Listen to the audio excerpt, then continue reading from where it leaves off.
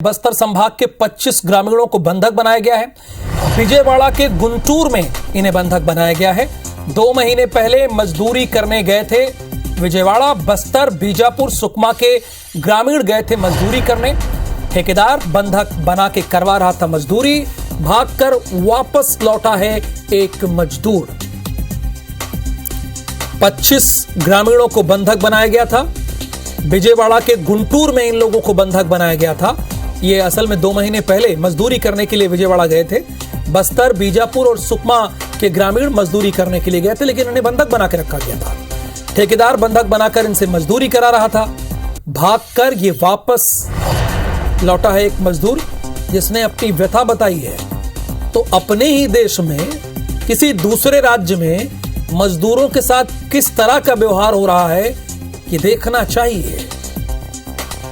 2 महीने पहले मजदूरी करने ये लोग विजयवाड़ा गए थे।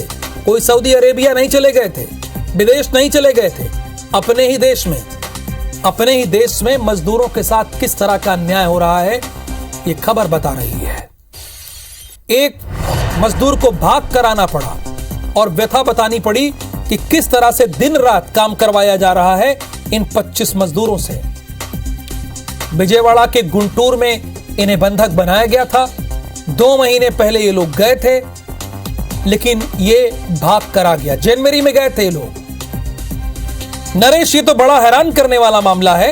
अपने ही देश में, कोई बाहर नहीं चले गए थे सऊदी अरेबिया, अपने ही देश में इन्हें बंधक बनाया गया था और दिन रात काम करवाया जा रहा था। क्या बताया उस शख्स ने? आपकी क्या बात हुई उससे? देखिए, ये ग्रामीण जैसे तैसे गुंटूर से भागकर निकला है और ये सीमावर्ती तेलंगाना का क्षेत्र है। और अक्सर लोग मिर्ची और खासतौर पे जब धान की कटाई हो जाती है बस्तर इलाके में, तो यहाँ दूसरे रोजगार के बहुत अवसर नहीं होते। तो बड़ी तादाद में यहाँ से पलायन होता है सीमावर्ती राज्यों में, जहाँ कंस्ट्रक्शन और दूसरी तरह के जो काम चल रहे हैं, ईंट भट्टे या कोई छोटे प्लांट हैं, वहां पर ये लोग जाकर के काम करते हैं। और अक्सर होता ये है कि जिन दलालों के जरिए ये जाते हैं, वो दलाल इन्हें वहां पर गुमराह करके गलत जगह फंसा देते हैं। यही मामला इन लोगों के साथ हुआ है।